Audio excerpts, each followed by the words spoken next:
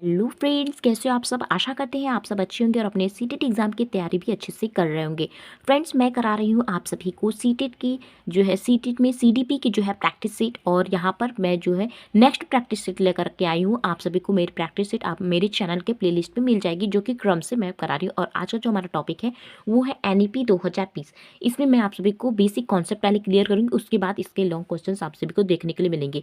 अगर basic concept clear रहेगा तो उसके साथ ही आप जो है क्वेश्चंस को एलिमिनेट कर सकते हैं। ठीक है, तो फर्स्ट क्वेश्चन की बात करें तो NEP 2020 के अनुसार स्कूली शिक्षा की नई संरचना क्या है। चार ऑप्शंस दिए गए हैं और चारों में सबसे राइट आंसर हो जाएगा ऑप्शन नंबर सी, क्योंकि यहाँ पे NEP 2020 के तहत यहाँ पे बताया गया है कि 5+3+3+4 यह जो है शिक्षा की नीति अपनाई गई है।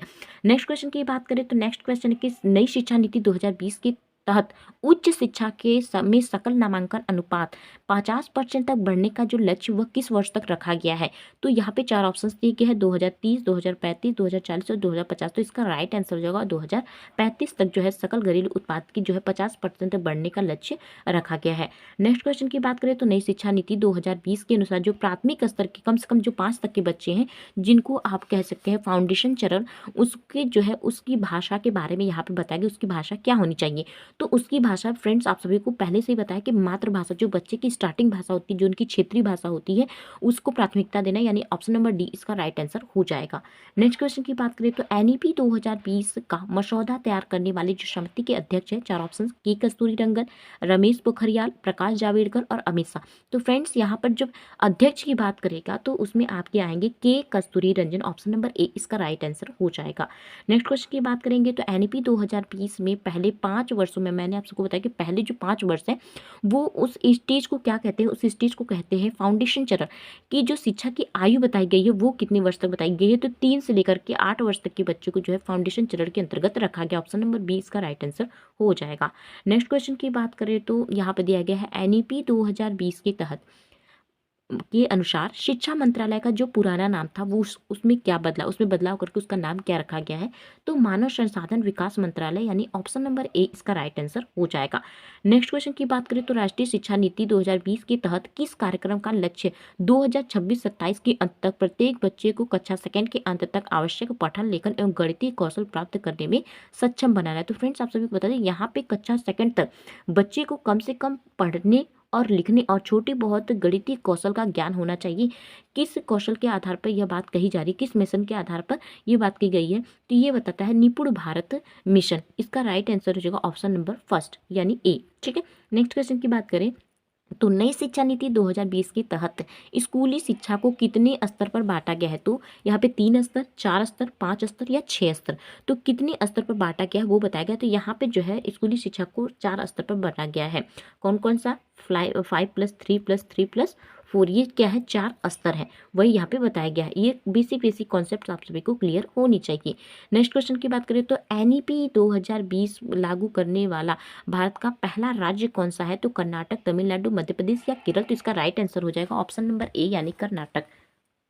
वही नेक्स्ट क्वेश्चन की बात करूँ तो NEP 2020 में प्रस्तावित राष्ट्रीय मूल्यांकन केंद्र को क्या नाम दिया गया है। दिशा, परख, निहार या फिर दीक्षा।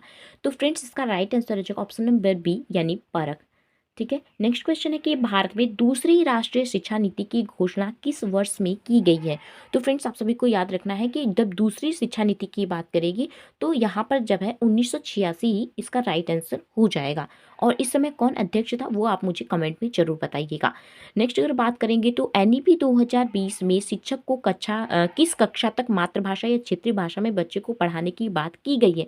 तो फ्रेंड्स हमने फाउंडेशन जो है आप सभी को फाउंडेशन बैच के बारे में, फाउंडेशन क्लास के बारे में बताया था। तो फाउंडेशन क्लास क्या होता है? स्टार्टिंग के 5 वर्ष जो है यानी कक्षा 5 तक जो है बच्चे को उस समय को क्या कहते हैं, फाउंडेशन बैच या मातृभाषा में बच्चे को शिक्षा देनी चाहिए।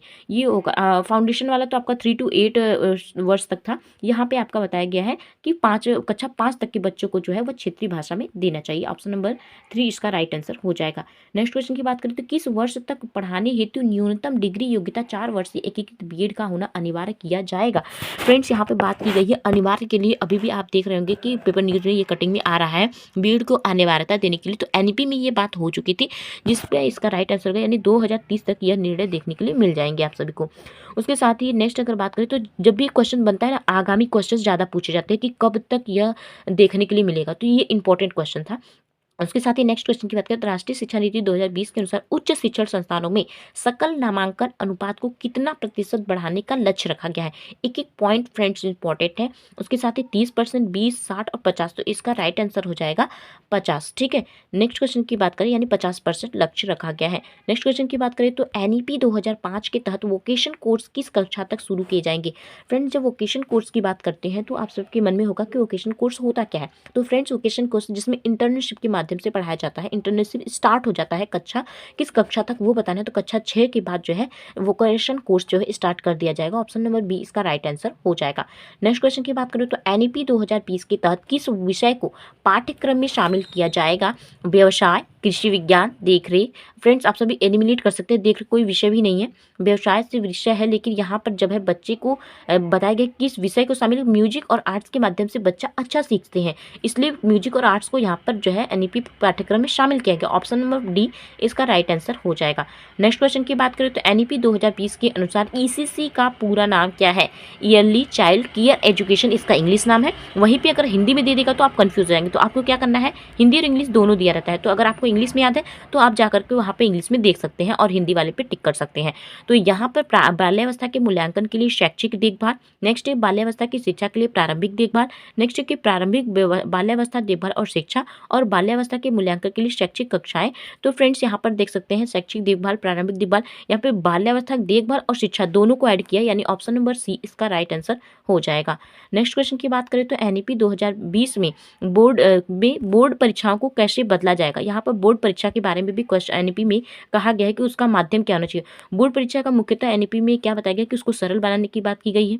केवल कौशल आधारित, तो केवल वाले क्वेश्चन हमेशा नेगेटिव होते हैं। 360 डिग्री मूल्यांकन, ये भी आपको एक तरीके से 360 डिग्री मूल्यांकन यानी चारों तरफ से उनका मूल्यांकन करना है, लेकिन फ्रेंड्स मूल्यांकन से आधार सरल बना नहीं, यहाँ पे दिया गया कि बच्चे को ज्ञान और कौशल पर आधारित होना चाहिए, यानी ऑप्शन नंबर डी इसका राइट आंसर हो जाएगा। नेक्स्ट क्वेश्चन की बात करें तो एनईपी 2020 में पहले 5 वर्षों को कौन सी अवस्था कहा जाता है। तो फ्रेंड्स, पहले 5 वर्षों को हमने आप सभी को फाउंडेशन स्टेज कहा है। जिसका अगर फाउंडेशन स्टेज ना दिया हो, यहाँ पे अगर फाउंडेशन स्टेज ना दिया हो तो आपको याद करना है नींव चरण।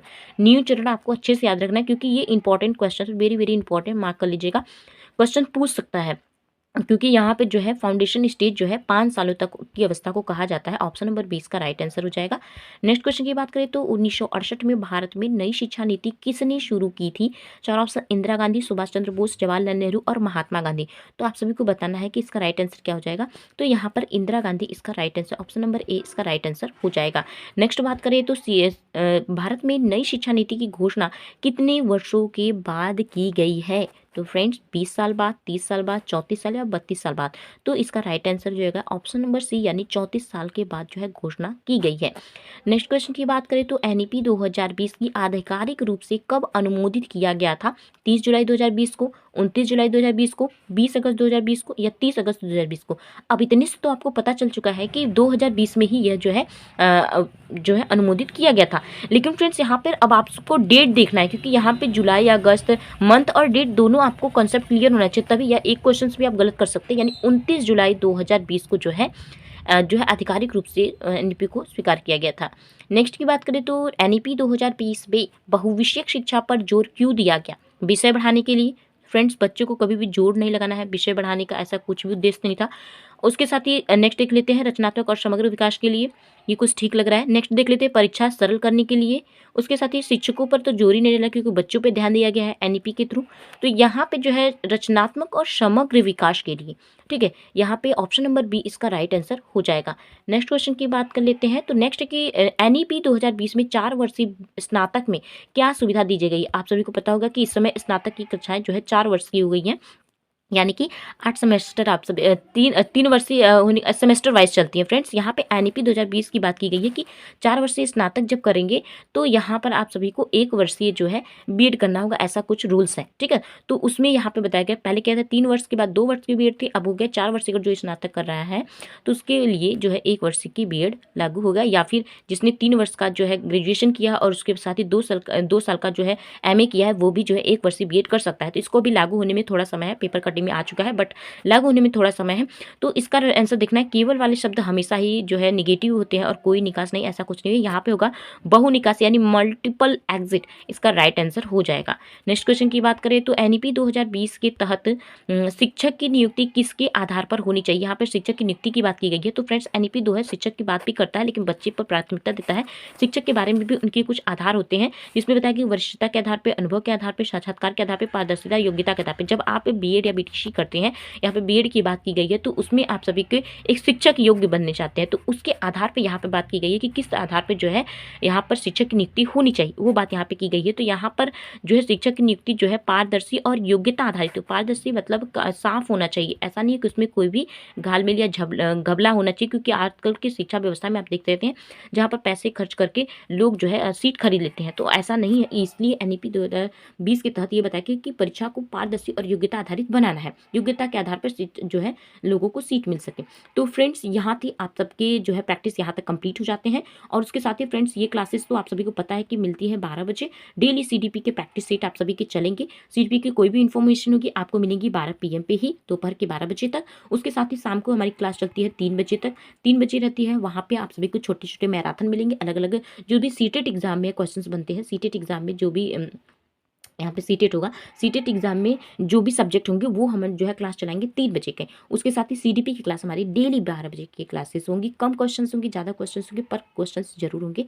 कुछ समय आगे पीछे हो सकता है, थोड़ा सा मैनेज करना पड़ता है सब कुछ। उसके साथ ही मैं आप सभी के लिए ये कर पाती हूँ। साथ ही अपना प्यार आप बनाए रखिएगा, चैनल से जुड़े रहिएगा ताकि नेक्स्ट वीडियो और भी अच्छा ले जाया कर सकूँ। कमेंट में हमें जरूर बताइएगा कि आपको किस टॉपिक में प्रॉब्लम होती है, किस विषय में आपको प्रॉब्लम हो रही है, तो वैसे विषय को मैं भी इसमें शामिल कर सकूँ।